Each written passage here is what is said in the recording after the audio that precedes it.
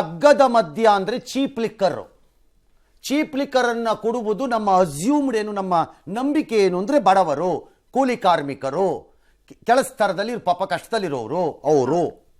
ಯಾಕದನ್ನು ತಂದ್ರು ಅಂದರೆ ಸಾರಾಯಿ ತಮಿಳ್ನಾಡಲ್ಲಿ 50 ಜನ ಕುಡಿದು ಸತ್ರಲ್ಲ, ಅದೆಲ್ಲ ಕಡಿಮೆ ಆಗಲಿ, ನಮ್ಮ ಜನಕ್ಕೆ ಅಗ್ಗದ ದರದಲ್ಲಿ ಲಿಕ್ಕರೇ ಕುಡಿಲಿ, ಅದನ್ನು ಕುಡಿಯೋ ತಪ್ಪು ಸಾಯೋ ತಪ್ಪಲಿ ಅಂತ ತಂದಿದ್ದಿದ್ದು ಅಷ್ಟೇ. ಕಾಮನ್ ಸೆನ್ಸ್ ಅದು.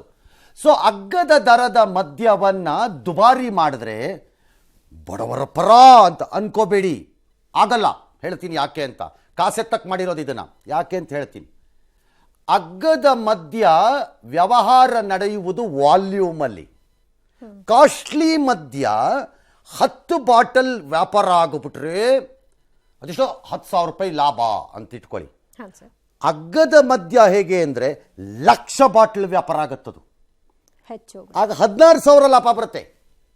Volume business, cheap liquor business. ಇದು ವಾಲ್ಯೂಮ್ ಅಲ್ಲ, ಯಾವುದು ಕಾಸ್ಟ್ಲಿ ಲಿಕ್ಕರ್ದು ವಾಲ್ಯೂಮ್ ಬಿಸ್ನೆಸ್ ಅಲ್ಲ.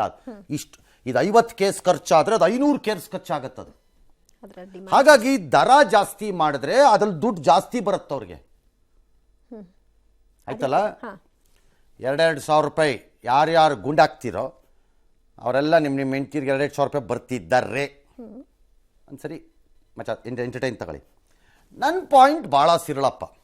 ಅಗ್ಗದ ಮದ್ಯ ಜಾಸ್ತಿ ಮಾಡಿದ್ರೆ ಕಡಿಮೆ ಮಾಡಿಬಿಡ್ತಾರೆ, ಅವ್ರು ಕುಡಿಯೋದು ಮಾಡಲ್ಲ.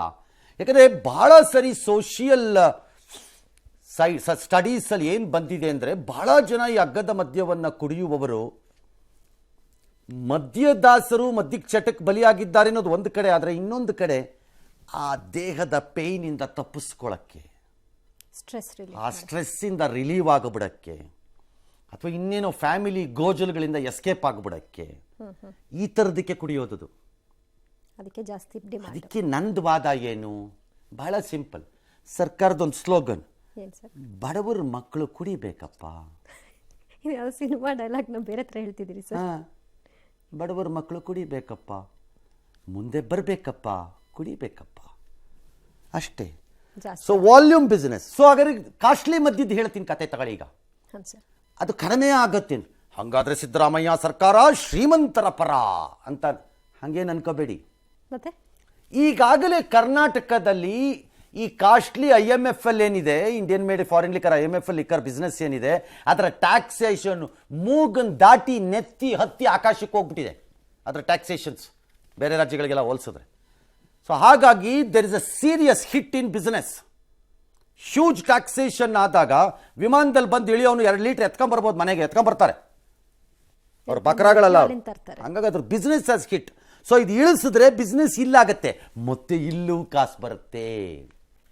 ಕ್ಯಾಲ್ಕುಲೇಷನ್ ಚೆನ್ನಾಗಿ. ಇದು ಬಿಸ್ನೆಸ್. ಅದಕ್ಕೆ ಇದನ್ನ ಕಮ್ಮಿ ಮಾಡಿ, ಅದಕ್ಕೆ ಹಿಂಗೆ ಮಾಡಿರೋದು ಇವ್ರ ವ್ಯವಹಾರನ ಕಾಸೆತ್ತಕ್ಕೆ. ಎತ್ಕಳಿ, ನಮಗೇನಾಗಬೇಕು? ಗಾಂಧೀಜಿ ಹೆಸರೇಳಿದೆ ಕಾಂಗ್ರೆಸ್ಸು, ಪಾನ ನಿರೋಧ, ಬಡವರಿಗೆ ಒಳ್ಳೇದಾಗಬೇಕು ಅಂತಂದಿದ್ದೀರಿ. ಒಳ್ಳೇದಾಗತ್ತೆ, ನಾನು ಹೇಳಿದ್ನಲ್ಲ, ಬಡವ್ರಿಗೆ ಒಳ್ಳೇದಾಗತ್ತೆ ಅಂತ. ಯಾಕ್ರಿ ಕೊಡಬೇಕು ನಾವು ಎಕ್ಸ್ಟ್ರಾ ದುಡ್ಡನ್ನು ಅಂತ ಗುಂಡಾಕೋ ಗಿರಾಕಿಗಳು ನಾಳೆ ಕೇಳ್ತಾರೆ. ಕೊಡ್ಬೇಕ್ರಪ್ಪ. ರಾಜ್ಯ ಮುಂದಕ್ಕೆ ಬರಬೇಕು ಅಂದರೆ, ಅಭಿವೃದ್ಧಿ ಆಗಬೇಕು ಅಂದರೆ ಸಂಪನ್ಮೂಲ ಬೇಡವೇ? ಕ್ರೋಢೀಕರಿಸಬಾರ್ದ? ಗಾಂಧೀಜಿ ಹೆಸರು ಹೇಳ್ತೀವಲ್ಲ, ನಮ್ಮನ್ನು ನಾವು ಅಭಿವೃದ್ಧಿ ಮಾಡ್ಕೊಳ್ಳೋಕ್ಕೆ ಗುಂಡುದಾಸರ ದುಡ್ಡನ್ನು ತಂದು ಅಭಿವೃದ್ಧಿ ಮಾಡ್ಕೋಬೇಕು. ಇದು ನಮ್ಮ ಹಣೆ ಬರಹ ಈ ದೇಶದಲ್ಲಿ. ಮಾತಾಡೋದು ಮಾತ್ರ ಫುಲ್ ಸುಳ್ಳು ಹೇಳ್ತೀವಿ, ಗಾಂಧೀಜಿ ಹೆಸರು ಹೇಳ್ಕೊಂಡು ಮಾತಾಡ್ಕೊಂಡು ಬಿಡ್ತಾ ಇರ್ತೀವಿ ರೈಲನ್ನು ಸುಮ್ಮನೆ. ಅದಕ್ಕೆ ಈಗ ನಂದು ಸ್ಟ್ಯಾಂಡರ್ಡ್ ಸ್ಟೇಟ್ಮೆಂಟ್ ಹೀಗೆ ಜನಕ್ಕೆ, ಯಾಕಂದರೆ ಅದನ್ನು ಕುಡಿಯೋದನ್ನ ನಿಲ್ಸೋಕ್ಕಾಗಲ್ಲ, ಏನಿಲ್ಲ, ನೀವು ಏನು ಹೇಳಿದ್ರು ಅವ್ರು ಕುಡ್ದೇ ಕುಡಿತಾರೆ, ಮಾಡೋರು ಮಾಡೇ ಮಾಡ್ತಾರೆ. ಅದಕ್ಕೆ ಇನ್ನು ಮುಂದಕ್ಕೆ ಏನು ಸ್ಲೋಗನು, ನಾವಿಬ್ಬರು ನಮಗಿಬ್ಬರು ಅಂತೆಲ್ಲ ಹಿಂದೆ ಇರ್ತಿರ್ಲಿಲ್ವಾ ಸ್ಲೋಗನ್ನು? ಬಸ್ಸಲ್ಲೆಲ್ಲ ಆಗ್ತಿರ್ಲಿಲ್ವೇನ್ರಿ ಕುಟುಂಬ ಕಲ್ಯಾಣ ಯೋಜನೆಗೆ? ನಾವಿಬ್ಬರು ನಮಗಿಬ್ಬರು ಅಂತ ಈಗ ಹೊಸದೊಂದು ಸ್ಲೋಗನ್ ಹಾಕಬೇಕು.